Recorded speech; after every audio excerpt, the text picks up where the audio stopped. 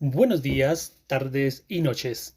Sean bienvenidos a Reseñando Ando, un espacio donde yo, Jason Farfán, compartiré con ustedes en cada ocasión, en cada encuentro, información acerca de un libro, centrándome en la trama principal para después dar mi opinión sincera sobre la obra, siempre desde la franqueza de un lector hacia otros lectores. Y bueno, en esta ocasión una obra de un autor de origen español, el cual ya tiene bastante reconocimiento. Así, de Santiago Posteguillo, El séptimo círculo del infierno.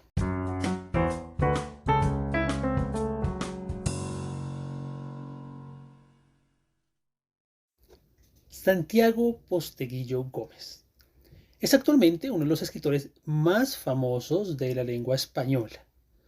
Originario de España, sus obras se caracterizan por estar centradas en la antigua Roma. De hecho, acá en Colombia, la más recientemente publicada, Roma Soy Yo, eh, fue bastante publicitada y popular en la Feria del Libro de Bogotá. Este libro, al parecer, está centrado en la vida del legendario Julio César. Ahora, Posteguillo tiene una historia, digamos, de galardones y reconocimientos bastante respetable o realmente respetable. Así, entre algunos está a la mejor novela histórico y libris de 2009 por el libro La traición de Roma. También está el premio de literatura histórica de 2013 y el más, digamos, popular entre las editoriales y muchos lectores, que es el premio Planeta, este en 2018 por el libro Yo, Julia. El séptimo círculo del infierno, que ve la luz por allá en 2017, es el tercero de una trilogía que se aleja de la tradicional o reconocida narrativa romana del autor y se centra en la historia de la literatura. Sin embargo, no es necesario para leer esta obra haber abordado con anterioridad eh, los dos primeros libros. Pero para quien quede con la curiosidad, el primero se llama La noche en que Frankenstein leyó el Quijote y el siguiente La sangre de los libros. Ahora, el presente que traigo a reseñar, por supuesto, y aludiendo a su título, que es, recuerdo, El séptimo círculo del infierno, tiene por objetivo lo siguiente, cito, ¿quiénes son los perseguidores de la literatura?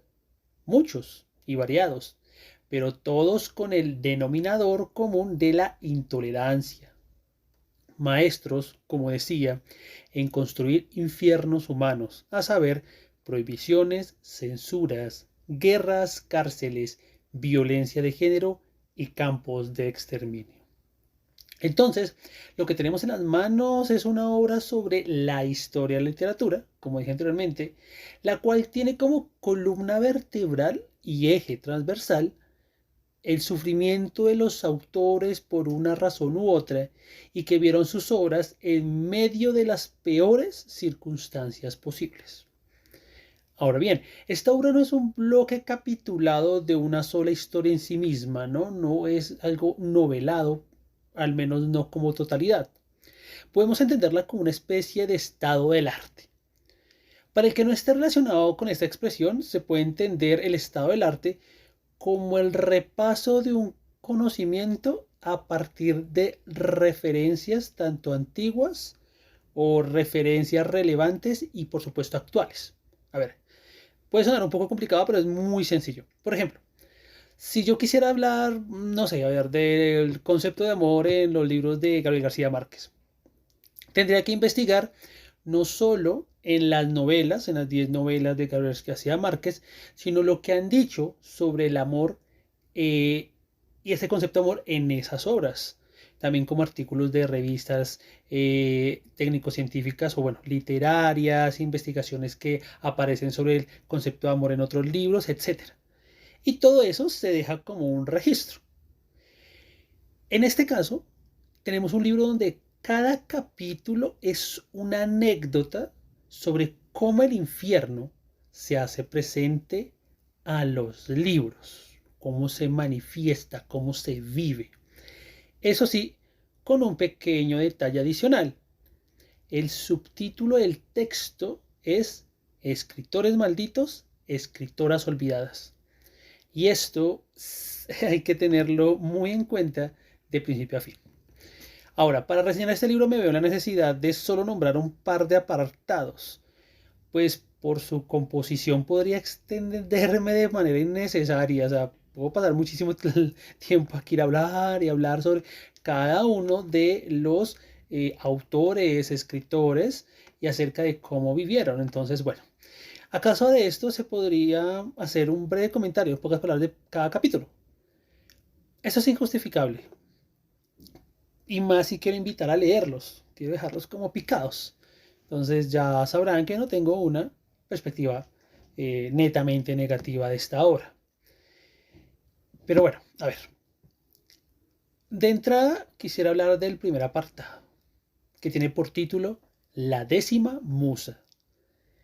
Es una composición entre diálogos, narrativa histórica, interludios complementarios de la experiencia del propio autor, de Posteguillo, que es algo que hace parte de hecho de la estructura misma de la obra. O sea, prácticamente en cada capítulo es cómo él llegó a conocer este autor.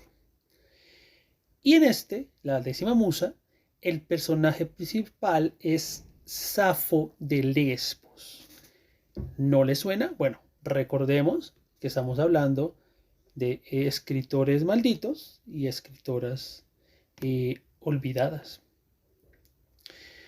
A ver, Safo de Lesbos fue una poeta en la antigua Grecia y cuyas referencias son escasas. ¿Casualidad? Pues no. Tanto por el paso del tiempo como por la historia de la humanidad, siempre estamos rodeados, y en especial el mundo del conocimiento, por ese autoritarismo quisquilloso que quiere eliminar todo aquello que no se ajusta a su moral, o al menos a la moral reinante. Es cuando aparecen, pues obviamente, la censura, la destrucción, etc. Pero el caso, iniciar con esta poeta es de los puntos más acertados que tiene el autor, ya que nos hace caer en cuenta que al menos a los que tratamos de cultivar la lectura, ignoramos un montón acerca de la historia misma de la literatura occidental y tendemos a menospreciar o incluso ni siquiera conocer a algunos autores. Entonces también se puede ver este libro desde ya como un rescate de aquellos que no son tan famosos, que no son tan relevantes, pero que vale la pena leerlos. Ahora, Safo es una figura central en el concepto del amor. Y teniendo en cuenta que es de la antigua Grecia, por supuesto, el culto a la diosa Afrodita. De esta autora solo tenemos un puñado de fragmentos y algunos poemas, pero es relevante porque el mismo Platón la consideró la décima musa. Uno podría cuestionar esto acerca de, hey, pues entonces la poeta es importante porque lo dijo Platón. En alguna medida sí, ya que los griegos la consideraron dentro de no solamente los grandes poetas de la época, sino que en ese momento histórico no se tenía tal apreciación desde lo que sabemos históricamente por las mujeres, ¿no? Nada más tenemos que acercarnos un poco a los textos filosóficos sencillos de Platón, en donde, por ejemplo, el Fedro, donde también se habla de otra mujer que habla, bueno, que enseña a Sócrates sobre el amor, pero en muchos de los textos socráticos y platónicos se habla del amor como algo perfecto más entre hombres. ¿Sí? Recordemos que la homosexualidad no estaba tan mal vista como ahora por los principios morales cristianos católicos o conservadores, pero tampoco tan bien como a veces se ve en otros extremos, pero el caso. Incluso se reconoce, por ejemplo, Aristóteles, es un nombre de un personaje que reconocemos de nuestra juventud que pasó por el colegio, instituto, cuando ves filosofía. Lo interesante de Aristóteles, sí, claro, es su teoría filosófica, pero también menospreciaba a la mujer. La mujer era algo así como un hombre incompleto. Pero pues bueno, esas son otras épocas, no vamos a traerlo acá. Lo relevante es que Safo es considerada una poeta. Perdón, una musa, la décima musa. Dentro de lo narrado por Posteguillo, tenemos el amor que expresa Safo en sus poemas, tanto por su pareja, que según se cuenta, era mujer, por una escena dramática con la que comienza el libro, pero se extiende también a los hombres.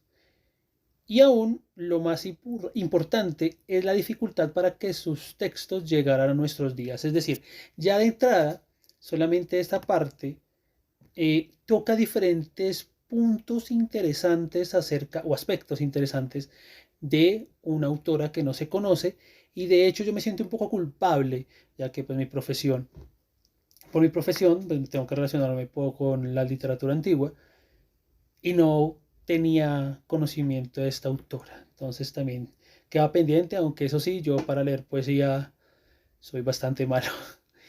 Listo, entonces tenemos esto. Y teniendo en cuenta que ya dije y repito sobre escritores malditos, escritoras olvidadas, y ya vimos nuestra primera escritora olvidada, vamos con uno, no sé si maldito, pero me llamó mucho la atención dentro de tantas historias que tenemos en este libro. Traigo ahora a Imre Kertész. Espero pronunciarlo bien. Seguramente ese nombre les suene aún menos que el de Safo, pero su historia, como muchas otras, no dejan de ser curiosas hasta cierto punto y de remover algo por allá dentro de nuestras entrañas a partir de lo que sabemos de la historia mundial. Primero, porque como muchos otros escritores, y a buena corriente con Víctor Frank. Ya saben que no sé si, bueno, no sé si sepa quién es Víctor Frank, que es uno de los supervivientes de los campos de concentración nazi de la Segunda Guerra Mundial, quien tiene un libro muy famoso que es El hombre en busca de sentido, un libro muy recomendado, en donde desarrolla una terapia llamada logoterapia, ya que él originalmente era psiquiatra. Pues bueno, así nuestro Imre Kertész, de origen húngaro, era judío. Pero esto es relevante para la historia. Pues yo no diría que solamente es relevante, esto es supremamente clave. Entonces, para ir directamente con lo que quiero hablar de este autor, pues cito. Él era judío y no lo era. Esto es, era de una familia judía no practicante. Por eso, los otros judíos no lo miraban bien. Era uno de ellos, pero sin serlo. Imagine esta cosa tan dura, tan difícil. O sea, la particularidad de Imre en su personalidad es que es muy pasivo, muy calmo. Incluso él llega a expresar en su texto que sufre hasta de aburrimiento en los campos de concentración, pero no quiere decir que por eso está ausente el sufrimiento, ¿no? Lo duro, lo realmente fuerte es que su exilio es doble, pues al no ser practicante como se nombró con anterioridad, también es excluido por sus compañeros de prisión. O sea, ellos, los otros grupos de judíos, sienten como si no fuera uno de ellos, a pesar de las horribles circunstancias que están pasando. Y esto dice mucho acerca no solamente de este autor, sino de la naturaleza, ¿no? Humana, en donde, no sé, tú te ves igual que yo, estamos sufriendo lo mismo, estamos pasando por lo mismo, pero aún así te excluyo por un pequeño detalle. Y esto es supremamente importante a nivel general de lo que sabemos de la Segunda Guerra Mundial y todo lo que pasó con los judíos, homosexuales, comunistas, etc. Pero uno dice, ok, interesante. qué cosa tan dura, pero no se queda ahí. A ver, la novela, donde relatará todo desde su perspectiva como prisionero, primero dura muchísimo tiempo haciéndola. Según nos cuenta Posteguillo, son 13 años. Y también nos dice que este libro tiene un carácter inocente. Y uno dice, ¿cómo puede ser que un libro sea de carácter inocente si estamos hablando de los campos de exterminio, de los campos de concentración? Bueno, por eso nombré que él era una persona muy calma, bastante pasiva, porque tanto por la forma como Imre fue conducido a los campos de concentración, como por una, digamos, pluma sencilla como escritor, no es un hombre especializado en la narrativa novelesca. Eh, Se sincera y nada todo descarnadamente, pero con un carácter cándido. Esto suena muy difícil de comprender. No sé, vamos a tomar una referencia. Algo que no deja en pie a cualquiera cuando uno lo lee, y es A Sangre Fría de Capote. Claro, A Sangre Fría es un texto de no ficción acerca de un asesinato. Si no lo han leído, quédense con eso, no les estoy adelantando nada ni destripando nada, no. El hecho es que cuando tú lo lees es como ver, no sé, un capítulo tal vez de CSI, pero más realista, y te enteras de todo lo que pasa, ¿no? Por eso es no ficción, está basado en la realidad. Cuenta muchas cosas bastante fuertes, pero también cómo será la psicología del asesino, de las víctimas, quiénes eran, etcétera. Pero aquí ya vemos una narrativa de un escritor especializado que ya sabe a dónde va, que sabe cómo narrar, cómo contar, etcétera. ¿Qué pasa aquí con este autor? No sé si les ha ocurrido en alguna ocasión que un niño te cuenta algo de manera sincera, pero en sus palabras suena como algo inocente que no debería ser narrado así. Digamos, no sé, violencia intrafamiliar, que describe un accidente que hay en la calle y lo ve como muy natural, a pesar de que puede generar algún tipo de golpe, de sentimiento, de emoción. Es más o menos la idea. Es por esto, y eso me lo estoy basando a partir de lo que nos dije Postiguillo, porque créanme, el libro de este autor, de Imre, lo tengo en mi lista de pendientes. Pero ahora, de hecho, es tal su apertura y su franqueza en la letra que al momento de querer publicarlo, escúchese bien, con un editor húngaro, el editor se niega. ¿Por qué? ¿Cuál es la razón? Porque el libro, el editor, lo considera un libro antisemita. O sea, increíble, ¿no? Incluso un mismo editor llega a negar, a querer publicar esa doble injusticia por parte tanto de los nazis como por tu propia comunidad religiosa, a publicarlo porque es antisemita y por supuesto cualquier cosa que sea caracterizada como mínimamente antisemita ya es, no, ya hay un escudo protector ahí donde te dicen fascista, nazi, etcétera, etcétera, y para adelante lo que quieras. Y listo, esos son los dos que traigo en el momento. Hay muchos más. Hay una cantidad ahí para los que yo creo que si eres un lector, estás buscando referencia de buenos autores no tan conocidos a ratos, hey, este libro te servirá. Pero bueno, esta reseña se está poniendo un poco larga, ¿no? Porque esta es la introducción. Normalmente cuando yo hago una reseña, bienvenido si llegas hasta este punto y eres nuevo. Normalmente las hago en dos partes. Una primera que se centra en el libro, como reseñar más o menos de qué trata, sin destripar nada, sin adelantar nada. Pero en este caso, la segunda parte siempre va con adelantos, los llamados spoilers, destripándote el texto. Pero acá no se puede hacer eso, porque como les digo, son diferentes anécdotas de cómo él se relacionó con autores y con libros, cómo los investigó y por qué son relevantes. Pero esto no quiere decir que el libro sea totalmente bueno. ¿Por qué? Hay dos cosas que me incomodan del libro. Y no sé si los otros dos son así.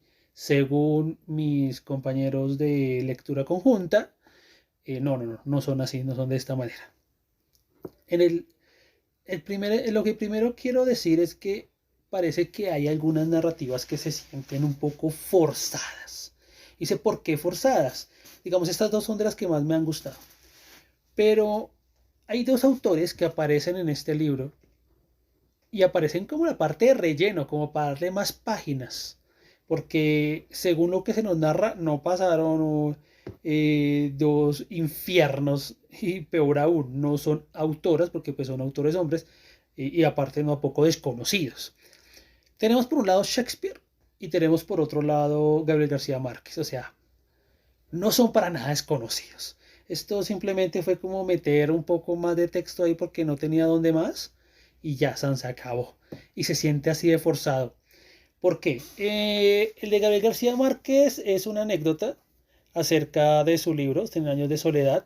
Se lo pueden buscar en cualquier lado, hasta por internet. La anécdota parece que es real.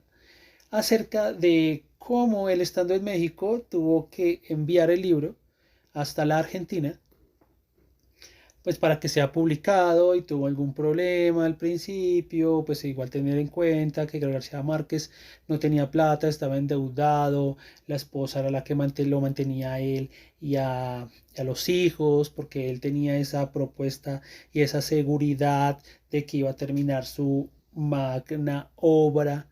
eh, Le apostó el todo por el todo y de hecho dentro de la historia se sabe que el arrendador cuando fue a pedirle el dinero le dijo no tengo, pero le pregunté, bueno, en tanto tiempo le pago, que es cuando terminó la obra, y le puso fecha exacta de pago de todo lo que le debía en arriendos, que eran como 8 meses más o menos, pero etcétera. No creo que haya vivido un infierno propiamente, o al menos la narrativa se queda en no lo vivió tanto. Es casi una memoria jocosa, chistosa, graciosa, que vale la pena recordar.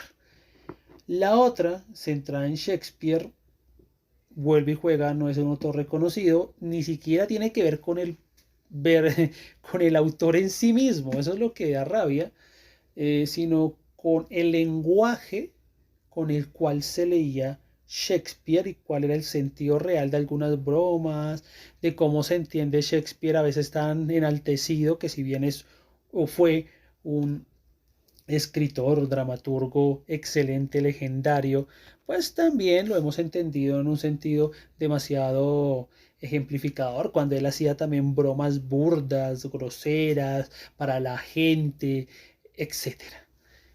Pero estos dos textos, entre otro, por ahí que tengo, que sigo pensándolo a ratos, parece que no cuadran, parece que están ahí, como dije, para rellenar solamente páginas, así que ahí hay una caída eh, por cuanto uno está leyendo el texto y se va acostumbrando acerca de que los libros sufren a través de la historia a causa de sus contenidos. Entonces, y pues obvio, cuando estás leyendo y tienes esa idea y llega a este punto, pues se te cae como el continuo que se está dando en la lectura. Y el otro es que como les dije dentro de la estructura, Posteguillo va colocando anécdotas de cómo se acercó a los libros. Hay unos buenísimos, hay uno de un profesor que alguna vez leen un libro y el profesor les dice que a veces para leer, para saber lo que nos gusta, pero tenemos que leer lo que no nos gusta, porque tenemos que saber qué es lo que piensa el otro, ¿no? Y creo que eso es parte, pero tal vez sea para un tema de un podcast diferente. Pero el punto acá es que comienza a meter anécdotas que son como un poco arrogantes y que dan preámbulo para el futuro de él como escritor. Entonces nos habla ya en las últimas páginas y toda esta cosa que él quería escribir libros de otro género y que su editor dijo, dale, tú puedes, y que no estaba seguro, ¿no? Posteguillo no estaba seguro. Y dale, tú puedes, tú eres Santiago Posteguillo, ¿no? ¿Sí? Entonces él le muestra como un borrador o algo, bueno, le cuenta las ideas que tiene para un libro y el editor le dice, hey, No, no, no, no, no era tan así. Quédate con Roma. Tú sabes, es de Roma, ese es tu fuerte, continúa con ello.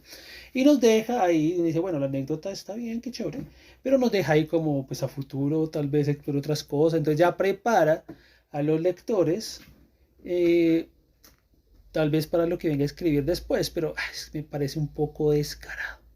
Pero a la final la publicidad, eso también. ¿Cuál es el punto de esto? Pues que desentona con el tono serio hasta cierto punto, no quiero decir amargado ni trágico, que se le está dando a la obra acerca de los libros que o los autores pasan por un infierno para que su voz sea escuchada. Entonces, esos son detalles, pero que en general, como totalidad, no le quitan mucho la obra. De hecho, para cerrar, ¿recomiendo esta obra? Por supuesto. Creo que hacen falta más como estas. Por esta, creo que otra referencia es de una autora también española. El libro es muy popular hasta este momento, que se llama El infinito en un junco. Y es el hecho de saber que hay un tipo de responsabilidad por parte de los lectores. A mí me parece así. No sé qué piensen ustedes. Acerca de conocer la historia de los libros y saber que si al menos tú que estás escuchando este podcast, como otros que tienen tiempo para leer, somos privilegiados y en ese sentido debemos respetar los autores y entender que a veces los libros no solamente son para gozo, placer, hedonismo, vulgar, sino porque nos quieren decir algo, nos están contando de cómo funcionan en el mundo y siempre lo he dicho. Y espero que esto lo diga ya en un podcast que va a crear otro, también interesante, acerca de diferentes temas sobre libros, mi opinión, mi perspectiva, y es que los libros son una buena herramienta de diagnóstico de la sociedad, pero más aún si hacemos énfasis en que, por un lado, tenemos autores que no quieren ser publicados o no los publican en su momento porque transgreden, al mismo tiempo que hay otros que publican tanto que tal vez publican tanto o son tan reconocidos que tal vez no digan nada o la gente no sepa leerlos bien. Hay muchas opciones. El punto es que este libro es muy valioso para aquellas personas que, como yo, nos gusta leer constantemente y nos queremos permitir conocer nuevos autores, no quedarnos encasillados como en los mismos, los más relevantes normalmente, como para aquellos que apenas comienzan con el mundo de la lectura, quieren comenzar y por tanto están buscando alguna referencia. En ese sentido, este libro es importantísimo. Así que bueno, a final de cuentas, una muy buena opinión de este texto. Y listo, no siendo más, espero les haya gustado este podcast. Ya vamos en el 10. Espero seguir siendo constante, pero pues yo comparto los libros que leo en grupo y normalmente siempre se finalizan o se terminan a final de mes y por eso sí tengo información y tengo como nutrirlo un poco más el podcast. Eh, Recuerden, mi nombre soy Jason, me pueden encontrar en internet como @rinkensan, más exactamente en Instagram. No olviden darle like, compartir, comentar, depende de la plataforma en la que me estén escuchando. Y por último, por supuesto, para todos de corazón, que tengan unas muy felices y agradables lecturas.